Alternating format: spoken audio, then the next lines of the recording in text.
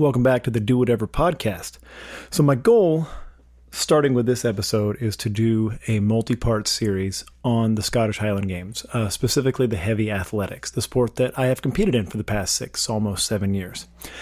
Now I'm coming to you from the Do Whatever studios right now, which currently contains a snoring dog. So I feel like that adds an air of authenticity. That's what I'm doing here. I'm not sure how. If I were doing a dog podcast, maybe it'd be an air of authenticity. But you'll have to forgive me. I'm being a little more lenient on my dog Reno right now. He just lost his brother yesterday. So we had 2 dogs, Bailey and Reno, 2 miniature pinchers. And Bailey was 14 years old and he had been rapidly declining. So we took him to the vet, talked about options, and we made the decision to go ahead and let him go. So sad day. The kids dealt with it pretty well. Our kids are very resilient and smart. So they get that from their mother, obviously. And they were able to process it. It hit my son kind of hard. You know, these dogs have been around since before they were born. So this is kind of the only pets that they've really known. So we said goodbye. Over dinner, we had a memory session where we talked about our memories of Bailey, what he'd done. I've talked plenty on social media about my stance on dogs, is that I come from a family of hillbillies that, there's a much more rural philosophy behind dogs and pets, and that they are just critters at the end of the day. And, that a lot of times animals are more for their jobs and their purpose. But I also have been, soft and suburban long enough to know that, we assign some sort of family status to him. So, of course, I was sad to see him go, but I also feel like, he would have never been in the situation where he lived to 14 years or been a miniature pincher or any breed like that without human intervention. So in doing that, we take on some sort of responsibility for being compassionate and being humane. And so I feel like while it's sad, it is also a responsibility being undertaken to make sure that he isn't made to suffer. And so let's say this series is dedicated to Bailey. How's that sound? So I wanted to tackle the Scottish Highland Games because in the tradition of this podcast being about the things that I or guests are into, the rabbit holes, as I constantly say, the things that capture our attention and take us on a wild ride, so to speak, of obsession. This has definitely been an overarching one for me for many, many years. Not many, many years, 7 or 8 years. Is this idea of training to be a throwing athlete and accomplishing something in the Scottish Highland Games. Now, I want to take a couple of different perspectives here throughout this series. One is going to be the perspective of an athlete, is someone competing in this sport.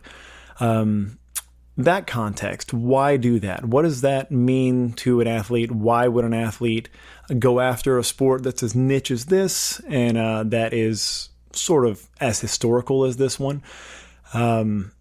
Why is this a haven for a certain type of washed up athlete? Now, not always the case, but in general, why is this?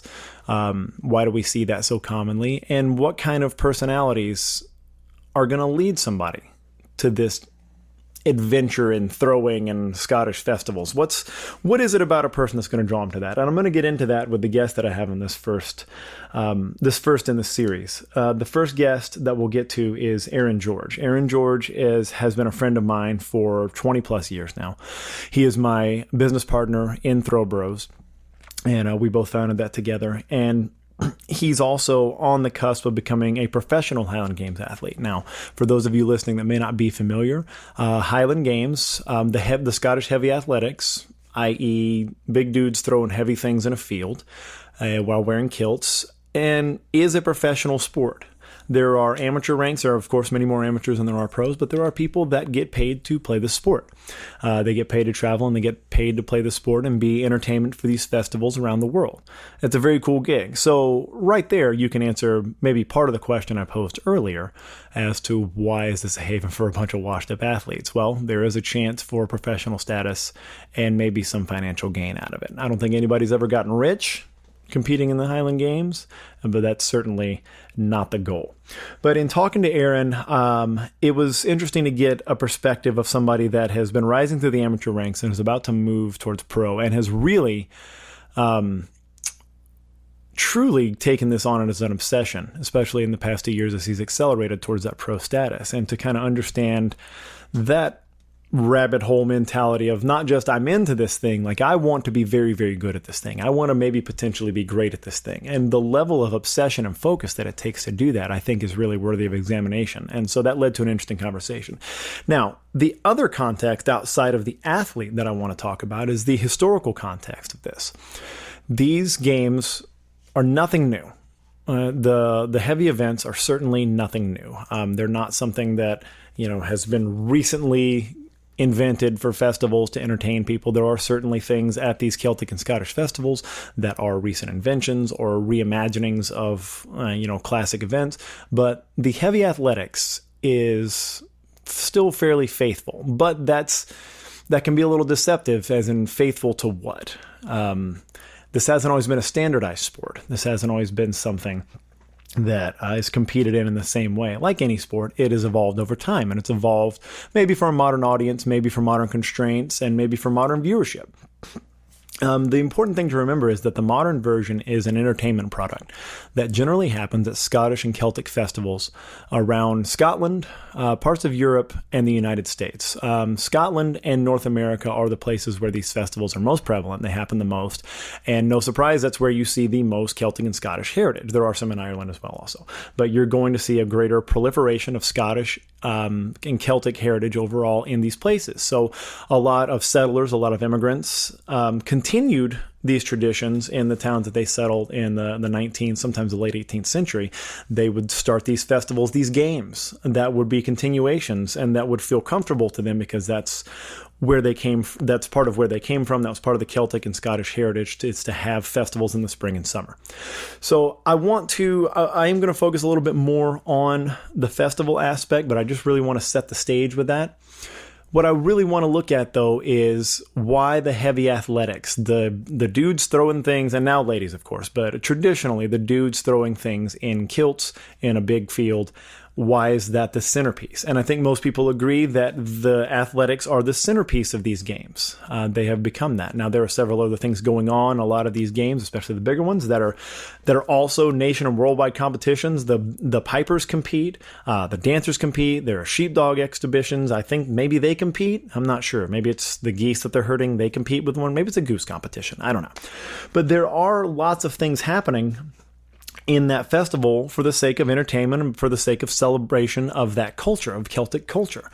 So why is this a centerpiece? So I want to focus on that. I want to focus on the sport part of it. And to do that, I'm actually going to kind of give my most popular, or the one that I go to the most, my take on this. Now, in a book that I've written called Heavy Light, which is periodized throwing for the Scottish Highland Games. This is a book that I wrote. It's more of a technical manual for throwers and athletes. This lays out how to train throwing for this if you want to compete as an athlete. But in this, I use an introduction to the events or the games themselves. And I've actually used this on other, blogs or websites about games organization and stuff like that. But I thought it's simple enough that it bears repeating and that it was useful in the book. So I'll read from Heavy Light. I'll read this excerpt. Scottish heavy athletics, often called Highland Games in North America, are a millennia-old tradition of strength, sportsmanship, and athleticism. Originally, the heavy events formed the centerpiece of the days-long celebrations by Scottish and Celtic clans that included pipes, dancing, food, music, and even light athletics such as distance running. There are many apocryphal tales of why the heavy events came to be. The most popular is that it was a clan chieftain's way of choosing his personal guard. Most likely, it was a bunch of drunken Scottish dudes that didn't have television or internet and bet each other who could throw a rock or a tree farther. The modern version of the sport does not differ too greatly from its origins.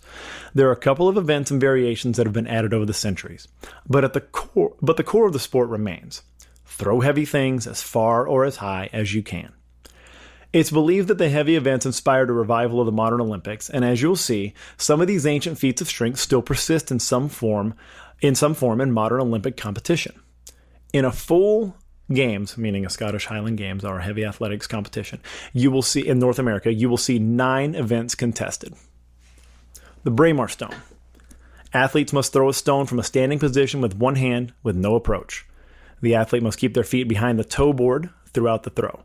As an aside, the first 4 events, really 6 of the events total, happen out of a throwing area, which is a rectangle of a certain measurement, and that has a toe board that you cannot go beyond. Just like shot put in the Olympics. That's exactly how that was the evolution of the stone. We'll get to that.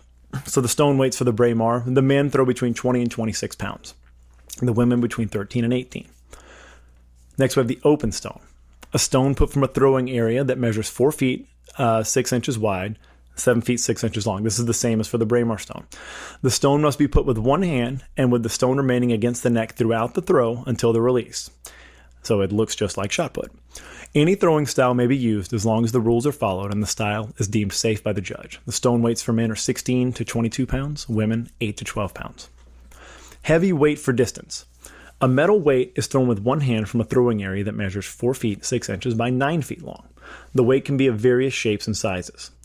The implement weights for the men are 56 pounds, women 28 pounds.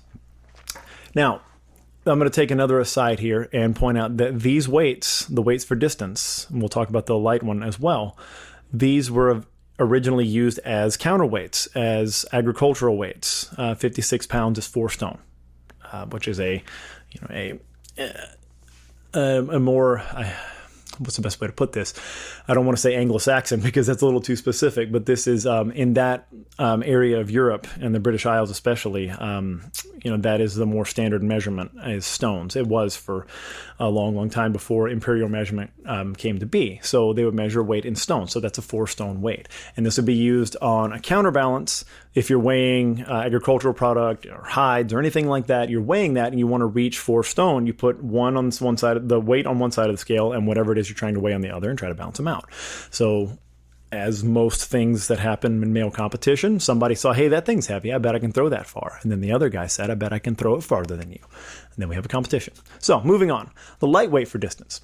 Same as the heavyweight for distance, just lighter. The implement weights are 28 pounds for the men and 14 for women. Now moving on to the hammers, the heavy hammer. The hammer is a spherical metal head with a long handle of either PVC pipe or rattan attached. The maximum length is 50 inches, so just over 4 feet. The hammer must be thrown with the feet in a fixed position and no approach is allowed. Almost all competitors throw the hammer with their back to the field and release over the shoulder. So there's a heavy hammer, there's a light hammer. The heavy hammer for the men is 22 pounds, 16 for the women. The light hammer is 16 pounds for the men, 12 pounds for the women. Now, I will again interrupt myself to say that there are other weights in the middle of these weights for masters competitors, 40 and older, and lightweight competitors like myself that are under 200 pounds. But just for the sake of brevity, we'll let you explore those on your own. So the hammer is also an interesting one in that because you cannot move your feet, it is the precursor to the modern Olympic hammer, which is thrown with a wire, and it's where they do, you'll see them do crazy spins 4 and 5 times and release those for hundreds of feet. But this is the precursor to that. But this is a real Scottish sledgehammer, the real style of hammer that was used for work. And you can't move your feet when you do it. But there is an allowance for using blades or spikes on your feet. So if you ever see Scottish Highland Games athletes throwing the hammer, you look at their shoes and you'll notice that they have what look like knife blades sticking out of the front of their feet. They're allowed to use those to dig into the ground, to give them purchase or to let them stay connected to the ground so they can throw and they can lay back and they can get that hammerhead far, far away from them and do these big sweeping circles around their head, around their whole body without falling over. It increases the distance able to throw. It makes it a lot more exciting to watch. Now, caber.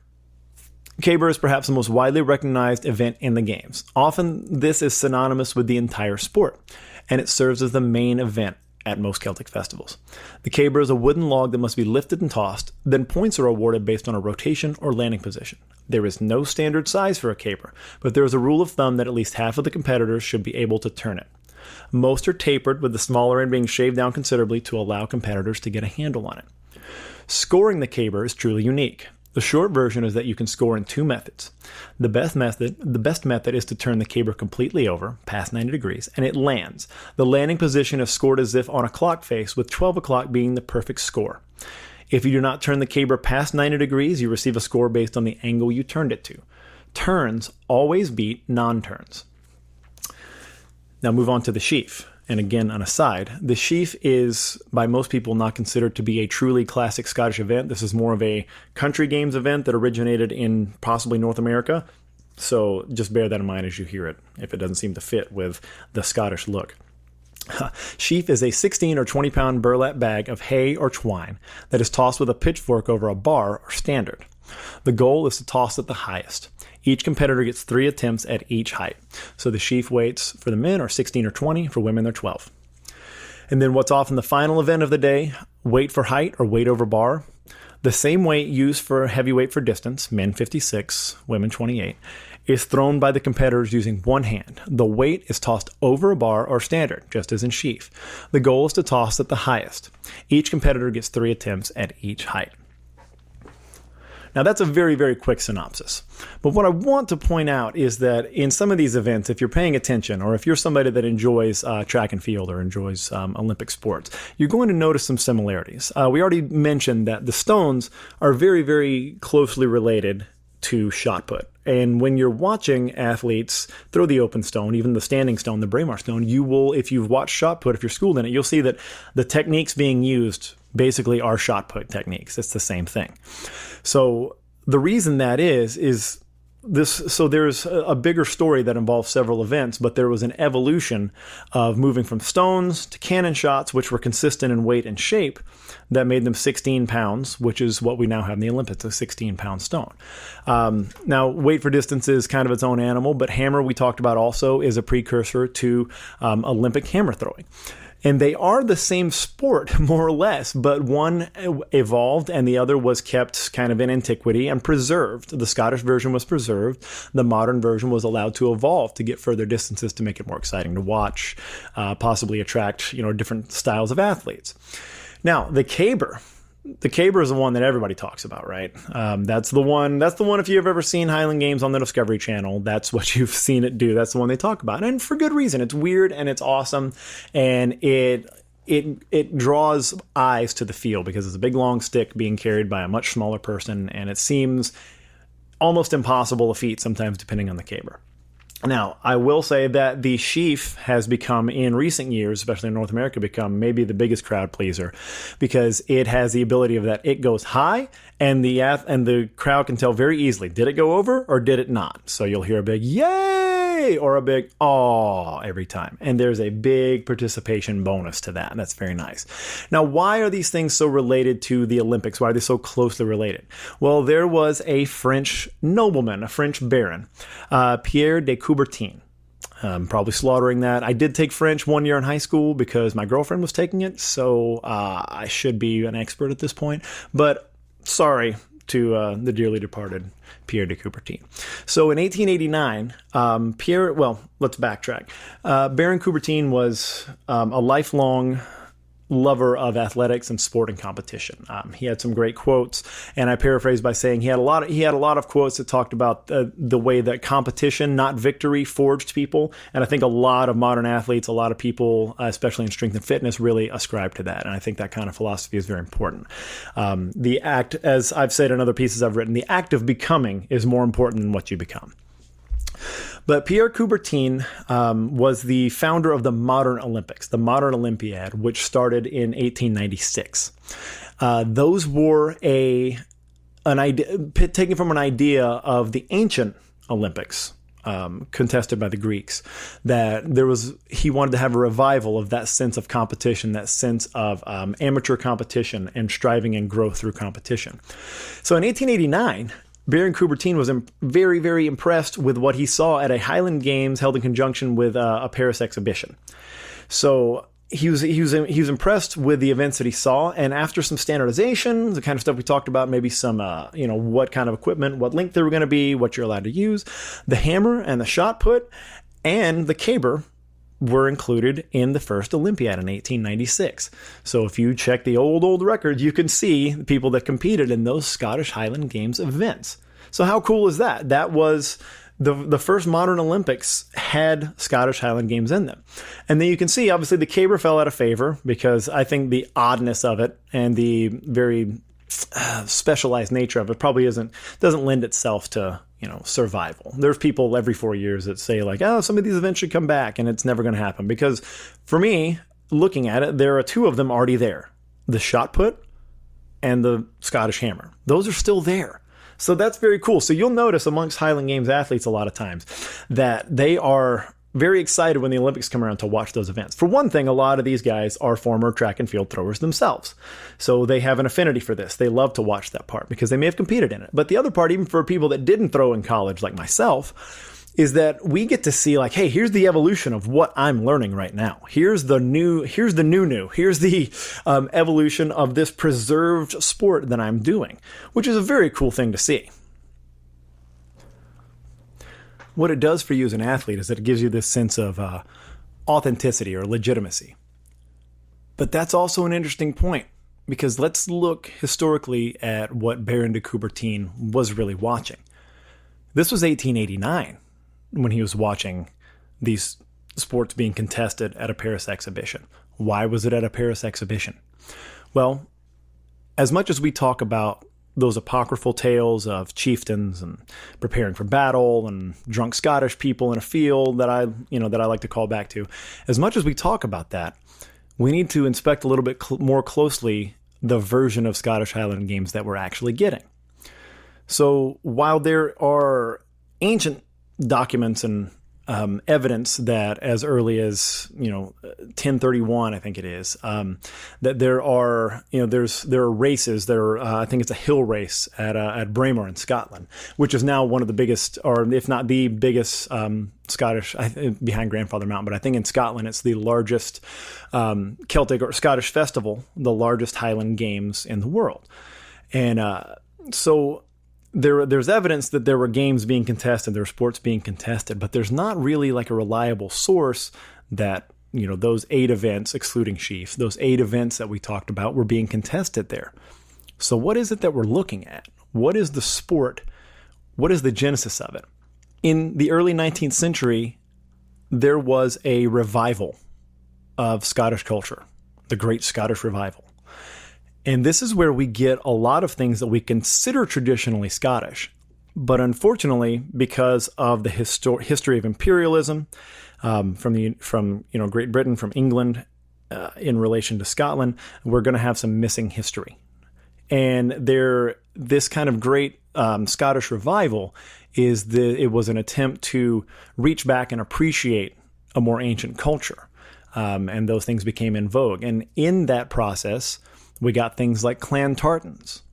Now, clan tartans are often held at festivals and amongst people that actually represent these clans and that are part of these clans nationwide in North America and Scotland and beyond. That there are sometimes I think there's an erroneous belief that these are closely related to ancient traditions and ancient clans. And while there may be some truth to that, a lot of this was a production, something that came out of the early 19th century and wanting to identify lineage. Just like how we get on Ancestry.com or 23andMe now, we want to find out where we're from. I think there was, and I think a lot of people believe that there was a desire to reach back to those Scottish, those Gaelic roots, if that's the case. And they want to try to find a way to identify themselves, their clan, their family, where they came from. So the first real good evidence, the first historical version of the games that we have is at Strathern in Perthshire in 1821. So King George was coming to Edinburgh in 1822, like the next year, and so there was a Highland Society, St. Filan's Highland Society. And again, I'm reading all this off notes. I apologize if I'm not pronouncing things as well as I should. I'm not Scottish myself. And actually my lineage is pretty much 100% English. So don't tell anybody that I'm competing alongside or anybody that's inviting me to games. Could end up real bad for me. But this was more or less a high society fundraiser than a sporting event. This was maybe more akin to a festival and entertainment than it really was like a sporting event.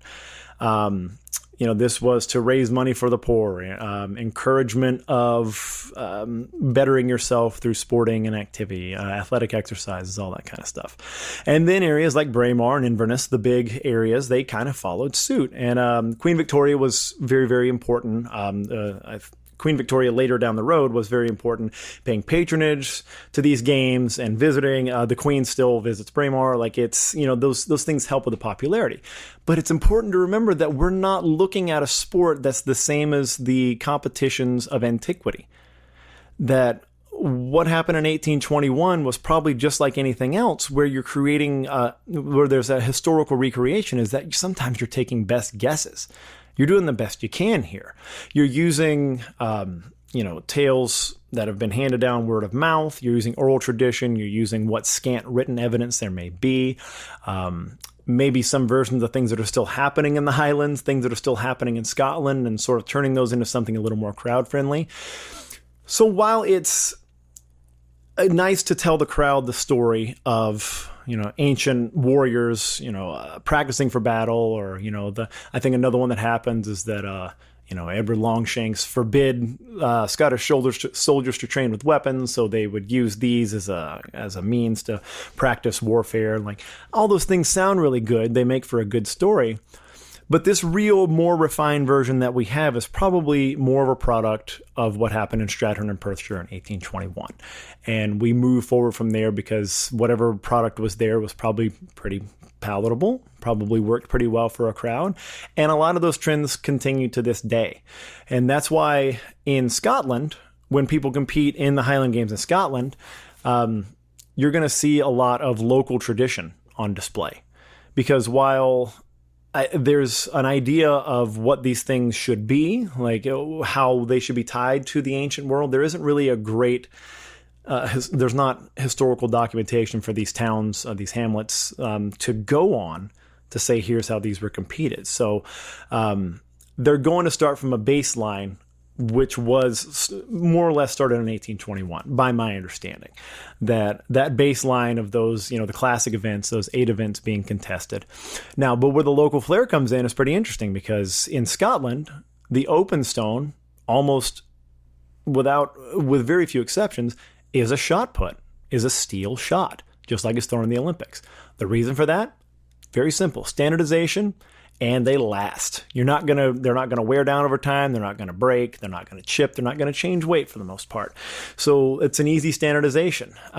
In the U.S., we almost exclusively use stones. We use river stones here. So that's one of those kind of local regional differences, because I think in the U.S. there's a little bit more of a sense of revival and wanting to pay homage to that ancient tradition, and maybe a little bit more, to be blunt about it, maybe a little more live action role play, maybe a little more historical recreation about it, that we want the crowd to see that seeing the shot put somehow takes them out of it, takes them out of that, the historical sense and appreciation of Celtic culture, which is strange to me, because we turn around and throw a 56 and 28 pound weight that were, produced using modern metalworking equipment, welded. So, but, we take it as we can get it. But the Scottish way of approaching it with the local flair is really just the opposite. I don't think they feel as much of a drive for historical appreciation. I feel like this is more along the lines of, well, every spring and summer, this is our festival, and this is what we do. This is where we compete. There's no question of the historicity. I'm pretty sure that's a word. And no question of the authenticity, because they're sitting right there in the land that spawned this. So how the events are competed, I believe, on the other side of the pond, are not as important. Like, the standardization is not really as important overall for the games. It's not as big a deal, because that's not the entire point. This is more, they are seen more as a celebration and more of something that is unique to their individual town, and not some larger idea that they're trying to match with, that they're trying to identify with. Because these towns, these hamlets, these villages, they've been doing their own spring and summer festivals for as long as anybody remembers. I mean, as far as recorded history goes, probably in that region, they've been having spring and summer festivals. So it's not really that they want to do this so they can be part of the bigger Scottish Games or heavy athletics picture in the world. And a lot of that is very well described very well characterized by the fact that the sports are not tracked and statistics aren't kept really the same as in Europe as they are in the United States. There's no single overarching governing body for any of this. So it's more important. I think the tradition of the games, the celebration, is more important in Scotland than the idea of the sport here. And the idea of it being a sport here is what draws athletes, is what draws washed up athletes. And the idea of being able to compete in something that has some sort of structure and body to it, and ability to rise in the ranks, and to find similar competition and to test yourself in a new way or in a familiar way if you're a track and field athlete. I think that's a big attraction. We don't live in a culture in North America where every single town has Scottish festivals, or has Highland Games, or has any sort of Celtic festival where these things are going to be held. It's not a matter of when the date comes in the spring and summer that you walk out of your house to the park down the street and that's where you can go throw stuff if you're a local. It's not the way it works for us here. It's more formalized. And I think that formalization, that sort of borrowing from the track meet idea of it's happening on this date, the athletes have to sign up here, there's entry fees, or, if you're a professional, you're being paid, you're put up in this hotel, and you will be, paid a fee for your performance. I think that's more familiar to us. And I think Americans have kind of put that on the games and layered that on top of that tradition, because that's what makes it meaningful for us. So part of that was the reason I wanted to sit down with Aaron, because he is in the midst of that. He came to this sport, as he'll describe, more or less on a dare from me, I guess. And he's far surpassed me, but I think he did it out of that initial curiosity. And, he's got Celtic heritage, and he wanted to maybe explore that and, check it out and be part of the fun. But the bug of wanting to compete and be a competitive athlete, I think really got him. And I think it gets a lot of people when they have either, especially big interest in it, or they see that they have a flash of ability or talent for it. And I think that's a very common story for a lot of us. So I sat down with Aaron. We were just done competing. This was the morning after we had competed at the Central Florida Highland Games, Central Florida Scottish Games. They have a game there every year. This is one of the only ones in January, because in Florida is one of the only places you can have a Scottish Games in January. Otherwise, not the greatest weather, a little too Scottish for us North Americans, most parts of the world. But they have a games called the North versus South Games. And this is an amateur games where there is a team North, there's a team South, generally composed of good or sometimes the best throwers, the best amateur throwers from those regions. And they compete against each other in teams of 5 versus 5. Winner is announced, trophies are given, scotches and beers are drank, cigars are had. So Aaron and I competed in that. Roundly defeated, very, very badly. Aaron was actually injured and not even able to compete, which certainly didn't help our cause. But this is the morning after, and we sat in the hotel room, and it was an odd amount of focus, because usually at these things, it's a whirlwind of got to be here, got to do this, got to catch the flight, got to check in, got to compete, got to get food ready. It's usually a whirlwind, but we actually had a rare moment the next day, in the hotel, to where we could just sit and kind of, I don't want to say wax poetic, because there's certainly no poetry, but certainly talk about bigger thoughts and issues around what attracts us and people in general to the Highland Games, and how athletes tend to evolve and attitudes develop in the Highland Games and how to train for them. So enjoy that. This is Aaron and I in Florida.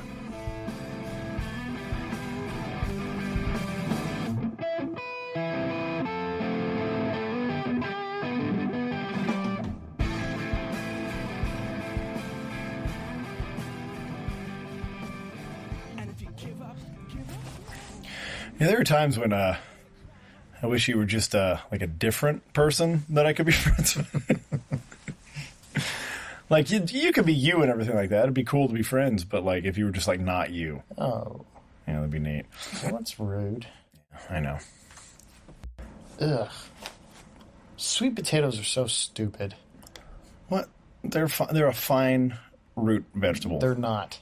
So what's your issue with sweet potatoes? They're stupid. What okay, they are, and they're not a regular potato. They're sweet. It's right there in the name. I don't want my potatoes. Who puts like fucking cinnamon on and sugar on French fries? Nobody. I don't need my potatoes sweet. This guy right here does it, and I do it proudly. You're from a shithole country. Regardless. So I am sitting here rather unathletically. Actually, laying is a better characterization, because that's what we're doing. We are laying rather unathletically in an Orlando hotel room, and I'm laying here with Highland Games athlete, 2017 North American Amateur Champion, Aaron George. Hi, Aaron. Hi, everybody. Oh, it's so disrespectfully chewing on a toothpick for the whole thing. Well, that's what you do when you eat Waffle House. We did eat Waffle House. It's like, man, it's so reliable. It's 5-star in Florida. We've seen some peak Florida in Orlando. I feel like Orlando is really a great place for that. I think the best example for me was I saw a used car lot that used to be a gas station, clearly, and about 40 to 50% of the inventory were convertible Mustangs. I think that was my peak Florida moment, driving in. I have arrived. So, yesterday was the Central Florida Highland Games. The North-South Games, as it's called. So it's kind of a seminal, a peak amateur event in the Highland Games, where a team full of athletes from the north, team full of athletes from the south will compete in January, which is traditionally our off season. So it's kind of a strange celebratory thing. It happens, but I competed for the South. Aaron was the captain of Team South, Woo! but he was not able to compete because of an injury. Boo. Boo. So we took a good whipping from Team North. Yeah, that's what we'll call it. That is quite literally the best way, the friendliest sounding way to put the disparity between what happened. Yeah, it was Team North is full of a bunch of good athletes, and Team South, we're all friends. Kind of. Yeah, we're going to reevaluate after yesterday, kind of where all the relationships are. But the reason I wanted to turn on the mics with Aaron was, we're talking about, on the Do Whatever podcast, we're talking about the Highland Games. That is, I consistently talk about, rabbit holes and talk about, what you're into, what thing is your obsession. And while this no longer for me really fits the bill because it's something that I've done for 7 years, I think it has certainly qualified for that in the past. And Aaron is kind of on a different level than I am. Aaron is at the top of the amateur ranks right now. He's exploring the idea of doing this as a pro. And to do that, I think Aaron would agree, requires some sort of rabbit hole mentality, some sort of going down that, and like that being your obsession, that being the thing you think about when you fall asleep at night, that being the first thing you want to do when you wake up in the morning. And I've certainly been there too. So I think just because of my history in the sport and the people that I spend time with, that I think this certainly qualifies in that. So, Aaron, how did this whole Highland Games thing, like where did you feel like the obsession started? I know there's a genesis story, but where do you feel like you turn the corner into it being the thing that you thought about every waking moment? Really, I think it was after the first game, so it kind of is the genesis story. But I've said it before that the first game I threw at was in the Greenville Games, and you'd kind of give me a heads up about the events, the different stuff that was going on, and kind of what to train for, get a rock. And showed up really thinking that I was going to run the field. Not knowing any better, not knowing much about the sport other than just being somewhat. I guess I wasn't really young, but I was in my early 30s. You had abs. I did have abs at the time, but feeling like I was going to show up and going to be able to do really well, and I got worked. I got beat in just about every event. I think I came in dead last. And that kind of piqued or sparked something where I didn't want that to happen. I wanted to get better, and it's been 6 years since then where there's really not a day where I'm not thinking about throwing or bugging friends or pros or somebody about video or getting better. So it was the first games. Well, that's interesting because I think I can certainly understand that. I think mine probably started even before I'd thrown in the first games, but certainly accelerated because I was kind of surrounded with, people that were very, very into it, that were, excelling at it. And I thought I definitely want to be in that club. And I was interested before, but I can see the, after the first day realizing, this isn't what I want. I don't want to feel this bad at something. But that also touches on something that, that I talk about pretty frequently, is the idea that relishing the idea of being bad at something is actually being cool with that. And when you feel like you're bad at something, that's actually a good sign. that's something you enjoy. And that's what it sounds like it was for you. Like, you were able to, instead of it getting you down, really beating your ego up, you saw the opportunity. I also think it was an introduction to trying out new things and trying things that, I probably could be bad at. And to your point, having that attitude, like, all right, well, maybe I'll be bad at it for a while and find some interest and want to get better at it. But you really have to, in a sport like this, you can't just get, too deep into your head or too pissed off about how you competed one time or this time, because then it's never going to turn the corner. It's never going to feel right. And you're probably just going to end up quitting and leaving it. So. Yeah, how long did that particular skill take to develop? The letting it go. Let it go. The funny thing is come game day, I'm cool as a cucumber. Yeah. If I have a bad throw or a miscue or misstep or something, I don't tend to show my frustration on the field. But when I train, I am an absolute fucking lunatic.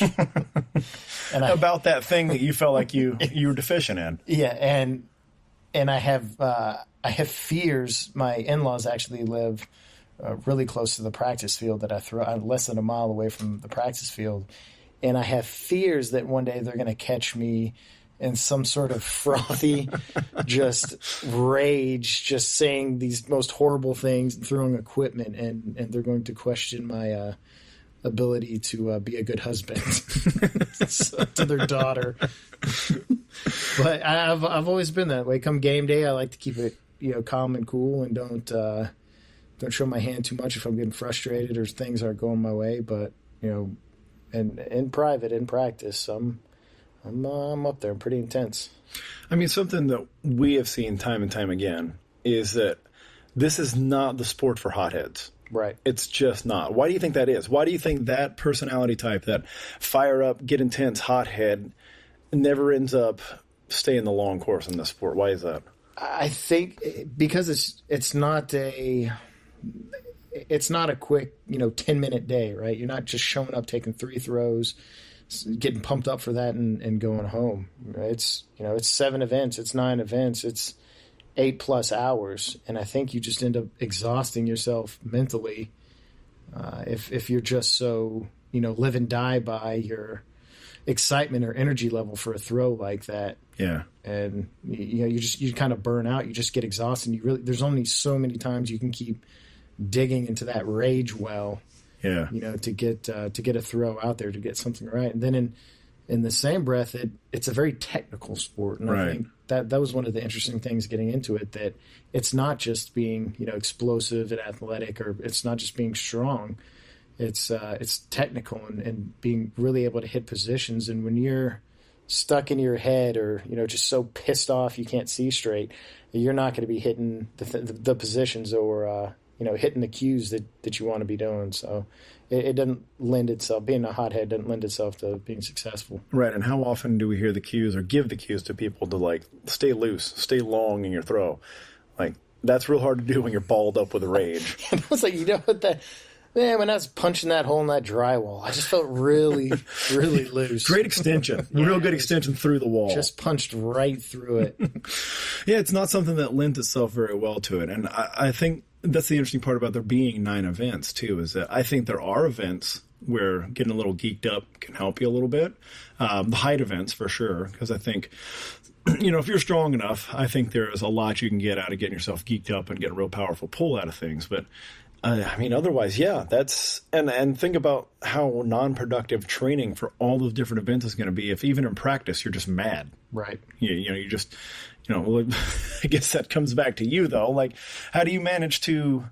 Because you said you save it for the practice field, but it had to take time to get to where you got a productive practices while controlling that, kind of self-inflicted, self-directed rage. How does that come about? How do you build maturity out of that? I think early on when I was training it, I had the mentality, and still I'm sure I did. I feel like I did the right thing early on in training, where you just need to go out and throw, just marathon throw sessions. Do the best you can not to hurt yourself, but just get a feel for everything. You're feeling what's wrong. You're feeling what's right. Things. Every practice there's some sort of new position or new something. I think athletes kind of like myself, where I'm not a top tier athlete and I don't have a throwing background, I have to get a lot of reps really quick, and I did that early on. And now as I've progressed and I feel confident about the positions that I need to hit, and I understand a throw from start to finish, now practices like that, they're not productive. So when I have, when I do have those like rage days and I go out and I'm just throwing, retrieving, I'm not doing anything good at that point. You're not practicing with a purpose anymore. Right. And, usually you're chasing a number, and it's tough on your body, one, and it's not reinforcing, all the good stuff that you have done. So it definitely starts up top, where you have to catch yourself. If you see yourself going down that path of just a rage practice, you need to catch yourself, chill out. And one of the best ways I've found to do it is just make myself watch video and break it down. If nothing else, it gets your heart rate back down a little bit. You're kind of picking up some stuff you did good, stuff you did bad, and resetting instead of just going right back to that trig and trying to bomb another one. Yeah, I mean, and not chasing numbers is something that sticks out to me a lot when you say it in practice. Because, I mean, we legitimately have a way to chase numbers and officially have them measured that we can do every few weeks. So it's hard to understand. But I remember being there, though. I remember being in that mentality of like early on, like, I got to get this stone over 40. I got to throw over 40 with the stone or whatever. When you're a new AM, that's a big deal for you. You want to do that. And I just remember chasing that so much and how non-productive that was. Well, there's still pros that I hear that they're better than I am, but they go out and they actually want to hit those marks too.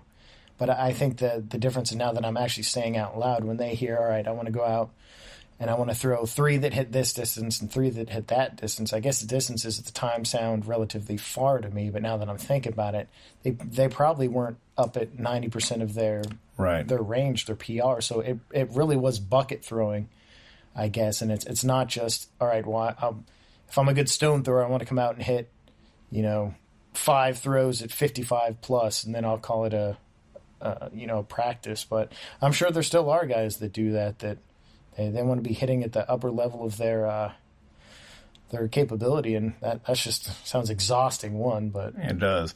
And on the other hand, you can also imagine that as those guys that maybe do have the track background and those thousands of hours behind them, like maybe when your technique is much tighter and less variable, maybe it is more realistic to hit 95% of your PR in a practice and call it a day. But I think for a lot of us, rambling, try everything meatheads down at in the amateur class, I don't think that's, everything's so variable. Like one throw can look so different from one to the next that, you can't say like, well, that one didn't go as far. Like that's just, like I can't point to the one thing. There's probably 10 things that went wrong or went different within those throws. Well, I think, and the tape can confuse that, right? Maybe you had one that went 2 feet further, and make competition. That's great. Whatever you got to do to make it go 2 feet, feet further in competition is, by all means do it. But when you're reinforcing positions and cues and everything else in practice, the furthest throw is not the best throw. That's if you blew through cues and such a big thing, and no focus on the positions. If you're not going out there reinforcing the good stuff and you're just trying to throw it further, it's just not a good practice. And I know we always try and figure out my age. I take wherever you are, subtract by 2, and that's my age. But I think I'm 36 now, and I definitely can't do that stuff anymore. Unfortunately, being injured for North-South, I spent 5 months getting ready for this game and taking it seriously, and I'd say about 90% of the time I was smart. Some other times where maybe I let practices run a little bit too long. I had some, throw retrieve practices that put wear and tear on my body, and I think my bicep being injured was a result of that. And you got to be smart out there because it takes more time to recover the older you get. That's right. And I mean, training injuries are very rarely just something that happens in the moment. Right. They're an accumulation. And you talked about that. I mean, you did the math. You figured out the number of hours, the number of total days and practices that were put into that across what became a 9, almost 10-month season. Yeah. And it's just that accumulation. And that's so hard. Like I think people that don't train as athletes when they look at somebody that gets hurt in, a training camp, or they gets hurt in practice, something like that, I think they think like, well, dummy, don't go so hard, don't work, or don't take big risks like that. That's not how it works. Like, there's an accumulation of wear and tear that's coming, and we don't know the level of it. Like, you can self-regulate and kind of identify your, what you need to recover from, what you need to treat stuff a little bit, but you just don't know. Like, everything's wrapped up in skin. Like, there's no real feedback mechanism for progressive buildup of wear and tear. And so when, something like your biceps happens, when that finally, that little pop happens, it's not something that you're like, well, I was doing something real stupid and going as hard as I could. You weren't. Right. Yeah. You were easy winding a hammer. But that was the peak. That was the straw, so to speak. And it's hard for people that are not competing in something regularly to understand how that happens. That it's not just a freak accident, or like, oh, he was just trying a little too hard and got too geeked up in training camp or whatever. Like, no, it's doing this every day. Bodies are stupid. They're real dumb. And with you talking about practice and the purpose of them too, I've always borrowed your perspective about that a lot. And my take on that is always to people that over practice, or their practices are just too intense, or they're doing it kind of for the wrong reasons. Is, if you've ever played another sport, if you played high school football, baseball, any other organized sport, sport where there's a good catalog of coaching, where people have been coaching it a long time and there's a lot of knowledge. Nobody, if you're playing football, nobody goes out on Tuesday and they put on full pads and practice at full speed as hard as they can and run through the whole playbook. Right. That's not what you do. Nobody in baseball takes BP against full speed pitching. Right. You don't put your starter on the mound and say, you guys try to hit him. Like, that's just not how it works. So, generally speaking, everybody's going to come out. They're going to warm up as a group. You're going to work on some fundamental skills. You're going to work on drills, like just isolate, particular skills, positions, all that kind of stuff. You're going to isolate that. Then you're going to put together some situations or some like variations on what happens in a game. And then you may scrimmage at like half to 75% speed. With no pads or just shoulder pads or something like, or you may take BP at like, from at the highest level, like from somebody throwing like 80, 85 miles per hour. Like it's so rare that you practice at full speed. And that's the same thing. I don't know why that's so hard to get in this sport for so many people. Well, I think it just came to me now that you're saying it. So when you're talking about football, baseball, basketball, whatever, sports have been around for a long time. Cricket. Cricket. I'm really interested in it now. We'll talk about that later. That could be a different podcast, by the way. But these sports that have, I guess the game has just been dissected and boiled down and compartmentalized so much, and you have these coaches. I think the thing is those coaches at that point are able to instill confidence into their athletes that you're ready. You're good. You know this. You've reached a level in practice. You don't need to go out and hit these certain thresholds or these certain marks to know that you can do it. And I think throwing is such a like a lonely individual sport. A lot of the times it's us standing alone in a field. There's not a coach. There's not an authority figure that says, hey, I've been coaching you, watching you, reviewing tape. You're ready. You don't need to hit these marks the week before practice to have the confidence to know that you're going to be able to translate on the field. Right. So, and I really think the maturity of an athlete, a throwing athlete, you can see that. They can go out in a practice and maybe throw a little subpar, but it doesn't derail their confidence that come game day, they're going to bust out some big marks. So I really think it's coaches can take another reason a great coach is just so valuable, in those type of sports. They can take on that responsibility of giving confidence to the athletes. And, and even as you say that, you have to consider too, in those major sports we're talking about, there are athletes on the field that are being paid a lot of money. Right. And that are worth a lot to that franchise, that business. Or even at the college level, these are people that are worth. They're worth college level, it's a business too. Yeah, they're worth just as much. Right, they're just not getting any of it. Exactly. Everybody else is though. But yeah, so they also have to be caretakers of. if you put meatheads and athletes in a competitive situation in a practice, they're going to go hard. You can tell them to start easy, but if you don't regulate and you don't supervise, it's going to get intense, and they're going to go up intensity level because they're competitors. Right. You can't expect athletes to rein themselves in. You just can't. That's why they're there. They're killers. They're a bunch of savages. That's why they're good at what they do. And I think this sport is like any other, where, although like, maybe the level of athletics is different or whatever, the talent pool is different, and the people that rise to the top are the people that have that obsession and that inability to self-regulate sometimes, and that want to compete. And you have to learn that yourself. And you can make a case as that's why this is an older man's game too. That you don't see a lot of 22, 24-year-old phenoms in the Highland Games, because it kind of requires patience, which is just the worst. It's tough. So that segues into something I really did want to talk about here is there are a lot of sports for, washed up athletes to choose from, or people that, are looking for fringe sports that are, strong people that are talented. There's lots of things you can go into and you can try. What is it? What is the personality type? I know there's not one individual personality type, but what is it that makes people go after Highland Games? What is it that causes people to get into this sport? Like, is there a unifying theme across what kind of athlete or what kind of person comes to this, or is it just a mishmash?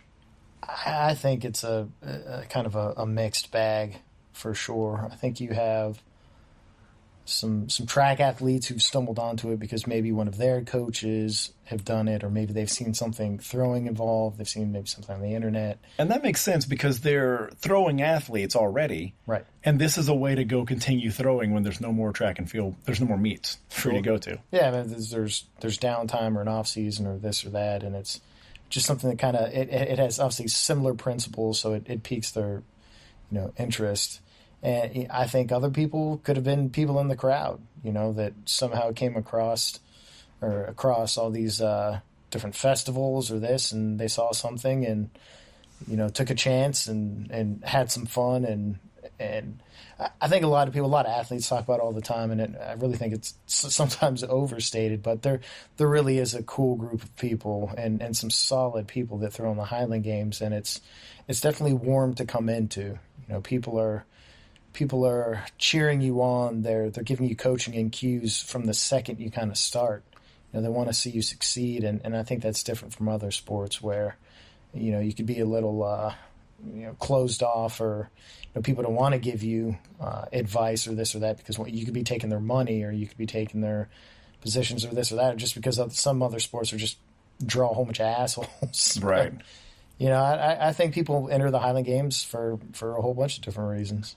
Yeah, and a common theme that I heard a lot, what I always think of in this conversation is there seem to be a lot of people that came from sports or arenas where, just like you were talking about, they were maybe in a world where things were real cutthroat, and there was a lot of mean mugging, and there was a lot of tough guy and a lot of hyper competitiveness. And they just got tired of that. They wanted to do something where they could use their strength, their skills, and not feel like everybody was, side-eyeing everybody all the time, that there was always that going on. That's a comment that I hear from a lot of people that come from other sports, is like, this is just so much better environment. To me, I feel like being on the field, even though technically, like even yesterday, even though I'm technically competing with everybody out there, that it feels more like a team sport to me than the individual stuff that I've done. Sure. I get the same feeling that I got playing a team sport. It's a little bit closer to that. So I think it's like a nice mix because you get to achieve individually. My success isn't tied into anybody else, which I think, tickles a lot of people, especially track and field folks, especially power lifters, weightlifters. I think it tickles that. But then there you get the actual camaraderie of bullshitting with a team, right? Which is, I think as time has gone on, that might be literally the only reason I play sports anymore. That could be the number one thing. Well, so I also think all the different reasons that people get into the Highland Games, I think it's important no matter how you touch a sport, whether you're an AD, an athlete, a judge, whatever, but all the different reasons that people get into the sports need to be nurtured. Meaning, all right, maybe the guy that's never going to be, maybe he's never going to be even an A. Maybe it's just not in the cards for him, but he may have passion for the Highland Games. He has passion for the camaraderie for the festivals, for being there that day, that needs to be nurtured across the entire board. You know, the pro class needs to embrace that, the AM class, the women's, the ADs, you know, because if this sport was just boiled down to the top tier guys, we're talking about 10 people, Yeah. maybe 20. A sport can exist with 20 people. You know, it has to have different classes and different levels of skill to really survive. And if you lose those group of guys and gals that are really there for the camaraderie and they're there for you know, the sport of the events and the festivals, then you don't really have a pro class, because then no one really gives a shit. Right. So I think it's important for everyone to nurture. Let's nurture the guys that are superstars. Let's nurture the guys that are, you know, a little quirky and like coming out and throwing. You know, let's nurture the old men like me that just want to have one good game before we ride off into One the shot at sunset. glory. Just one shot at glory.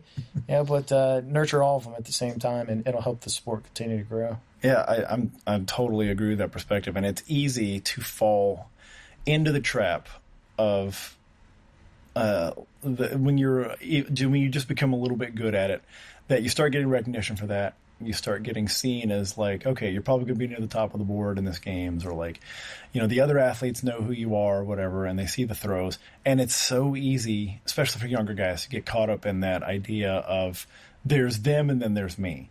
Right. And you made a fantastic point, and earlier talking about on the field yesterday, like we were, you know, there was a group of people all just kind of razzing about one of the masters, the 40-plus group, one of their cabers that they were turning, and the crowd was cheering, going nuts for it. But we knew that caber, it was their second choice. They'd broken their first one. That caber they were turning was nothing. It looked, you know, cabers look impressive no matter what, but the athletes know when we're dealing with a real stick or not. And you very wisely made the point that, you know, we all struggled with the big caber that we had. I don't think anybody turned it, did we? Nope. No, nobody turned that stick. That's so sad. But no turns. But those Masters guys, a lot of them turned it. And you very succinctly made the point, like, you know, the crowd doesn't know one bit the difference between our stick and theirs, right? If they see you in the crowd, they know that's the guy that turned it, and you're the guy that didn't turn yours. That's the guy that didn't. And that's so important to understand the entertainment aspect of our sport. We talked about that over a fine Waffle House breakfast this morning.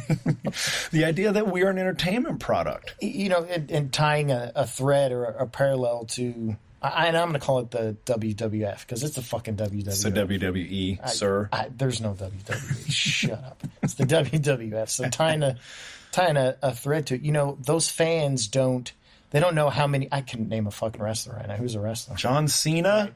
I've never seen him.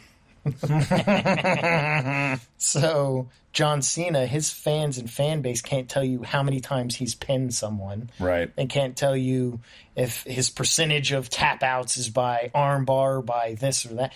Those stats and like that. So you know, you're probably totally wrong about that, by the way. I know. There's probably a couple of I'm guys infuriating a fan base right now, but for the most part, the fans there are there for the entertainment, and they're not going to spout out statistical information about, you know, where these guys are with that stuff. It's a little more measurable in the Highland games, yes, but 98% of those fans out there couldn't tell you the world record. I don't think I could. I didn't tell you the world records in anything, but in the stone, and whether or not that athlete just threw it was close to hitting it or 20 feet away from fucking hitting it. Right. It all looks like heavy stuff that's being thrown. It's entertainment. I think the specifics and some of the nuance of athleticism falls on the athletes to be impressed by, the athletes to track and compete that way. And I think the fun and the entertainment and the fanfare falls on the fans. And that's what they want to do. They want to enjoy big guys, little guys, you know, women, everyone enjoying themselves and putting on a good show. Yeah, I mean, look at somebody like Matt, that, you know, when he was throwing, I mean, yes, Matt was elite of the elite, but even at the times when he wasn't, when he was hurt, or, you know, like this last season that he did with the hurt knee, where he wasn't, you know, he was kind of a shadow of himself. I think he would be offended by me saying that, but, you know, wasn't throwing what he... Yeah, so just pulled 600. Yeah, also just pulled 600 at Mark Bell's. So, yeah, what a loser. This is so weird, but I legitimately got very emotional when I saw Matt do that. And like he texted me first, and then I saw the video come on Instagram, and like I've talked with Matt every day about all the shit he's gone through to get that knee right, and to be able to do something like that, to come back to pulling that, that made me like all tingly. That was cool. The tingles. Got the tingles. That was cool to see. But yeah, somebody like Matt, people came out. I've never seen people come out to Highland Games like they came out to support Matt, just because he cultivated a character, a persona, and a way of conducting himself on the field that they have no idea what he threw. Right. There are now people that love Matt that didn't even know he did Highland Games. Like, he's just, that's a big part of it. And that's what, from you talked about all the different portions of people that are into it. That's what the fans and the ADs want from you. Right. Some ADs do want numbers, athletic directors. They do want numbers and they want a certain level of performance. But that's all in service of another goal of getting that crowd to buy tickets and to buy concessions and beer and funnel cakes. That's what their whole purpose is, to be there. And I that's something that it's easy to look at, like the clips, like the Instagram clips of like Dan McCam and Matt and Spencer and all them doing these amazing things and be like, oh, that's what it's all about. Yes, it is, but it's more important that the people in the crowd know the name of the person stepping up. Right. Whatever they throw is kind of inconsequential to anybody outside of us. Sure. That part's for us. And that, so, I mean, maybe going back to the why and what's the thread with people is, I think it's probably just Highland Games offers us sometimes the last ability, as we get, late 30s and 40s or whatever, the last ability to get, we're all looking for something. I want to track how well I can do at this thing. And Highland Games offers that. There's like a number-based thing that's varied. And like, it's not just one task. It's not just squat, bench, and deadlift. It's not, where that's already been established that you suck. Like, there's so many people. Ray Williams exists in this world, so there's no, like, you're not getting there. But it's just a way for us to have maybe like a trackable, statistical way of saying like, hey, this is a thing I'm performing at and working at, and maybe I can be good at it. It's just metrics. Yeah, I mean, that's all you get. And look, for me personally, I've never lied about this. I like the attention. I don't think there's anything wrong with going out there and wanting the attention of the crowd. I don't think, I'm not doing a podcast because I don't want people to know about me. I'm not trying to keep anything a secret now. All right, man. Well, I appreciate the time sitting down. Talk to the people about where they can find you on the old internet there. That old internet, it's a series of tubes. What you do is you text Mike and you ask him to Google it for you. Facebook, where do you get frog ringtones is what I need to know. On my Razor phone. Apparently I still owe you money for it. You can find Facebook, I guess it's just Aaron George, and on Instagram, I'm pretty sure it's Aaron George 81. Aaron George 81. You can find me there. Really, we do a lot of interaction through the stuff that we do with throwing, through Throwbros, Instagram, and then throwbros.com. Also check out Throwbros YouTube, HG Live, Highland Games Live. I definitely do that stuff. So I think it's pretty easy to track us down and see what we're up to or see what we're doing. And I know we have some big plans for 2018 as far as things, exposure, different games we want to be at, different games we want to get some really high quality film on. You definitely want to clean it up and HGL with some of the stuff that we want to do with the sling program that we have. 2018 should be a pretty cool year. If you look at Thoroughbros Instagram from yesterday, just being out in the field with a good cell phone camera, a gimbal, and really that was it for what we posted yesterday and what we'll post today. But we're actually able to put out some really high quality footage of throws on the fly.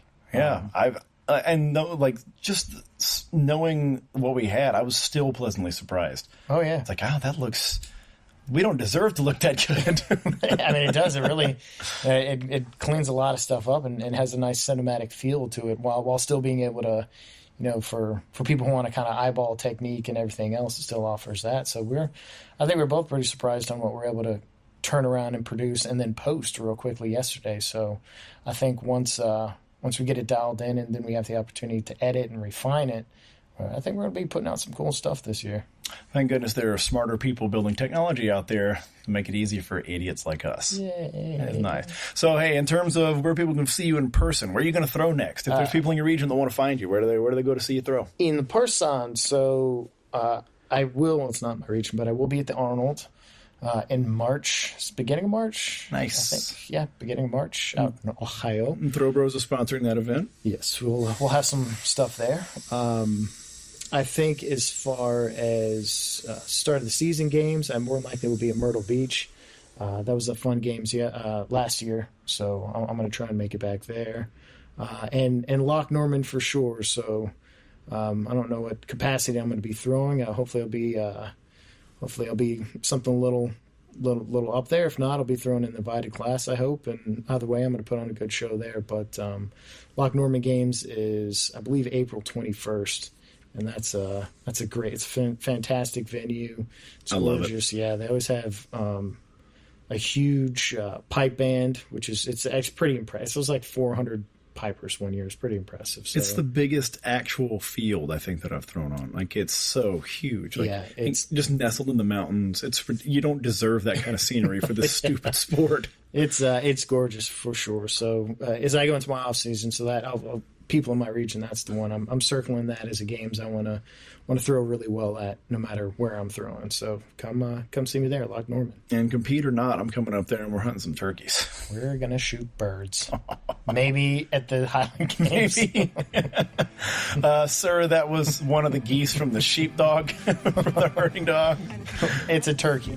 Well, it shouldn't have walked into my sights. All right, Aaron. I love you, buddy. Take care of yourself. You too, bro. Oh, God. Bye. Thanks again for listening to the Do Whatever podcast.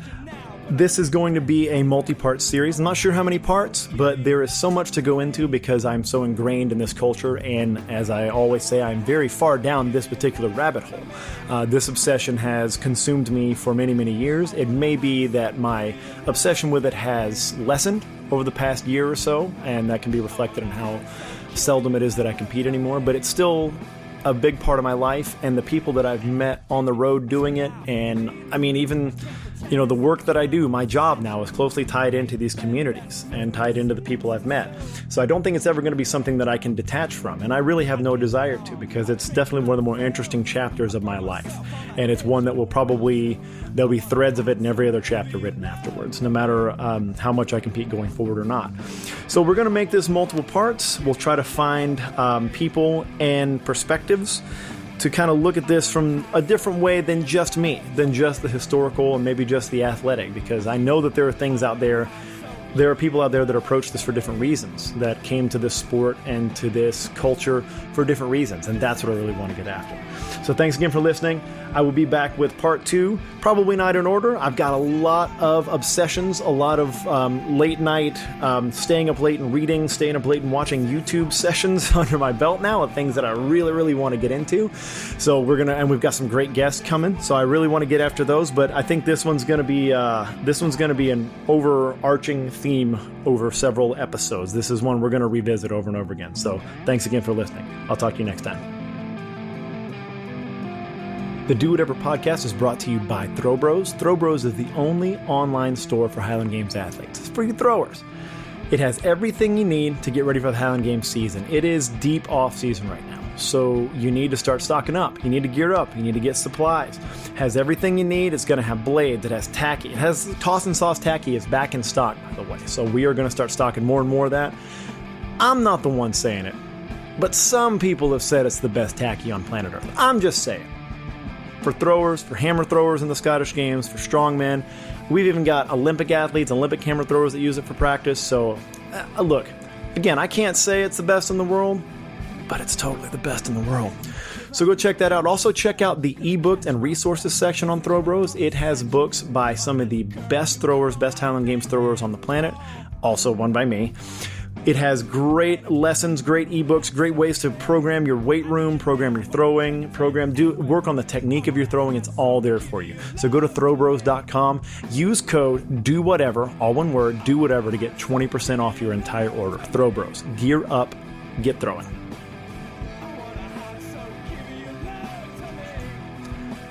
The Do Whatever podcast is also brought to you by Hate Brand Goods. Hate Brand Goods is an apparel and lifestyle company. It's for people that are not afraid to get after it, party a little bit, adventure, test themselves, push the limits. That's what it's all about. There are always new designs coming out at thehate.com. That's HVIII.com. Go to thehate.com, use code DOWHATEVER. We'll get you 20% off your entire order. There are awesome long sleeve shirts right now. There are awesome short sleeve shirts. There are new hats. The new hats are killer. There's also stuff coming out for the Arnold Sports Festival. The Arnold Sports Festival is like coming up on us in no time flat. There will be fantastic designs, especially for the diehard hate fans, the diehard haters out there. There will be exclusives at the booth. Things that are just for the diehards. These are super limited quantity stuff, things that we are going to put out that are, you guys are really only going to be the ones that get the joke. That's what I want. That's what Matt and I both want out of this. We want the people that come to these events, that shake our hands, that wear our stuff, that tell us their stories and are interested in ours. We want to do something for you guys. We want to put a smile on your face. We want to give you guys something, as Matt and I would say, in a parlance of acting like young people, when we're not, that we will give you something totally rad, something dope. I think that's a word that's being used. So yeah, go to thehate.com, HVIII, thehate.com, and use code DOWHATEVER. Get 20% off. Get geared up. Dress up. Make yourself look nice.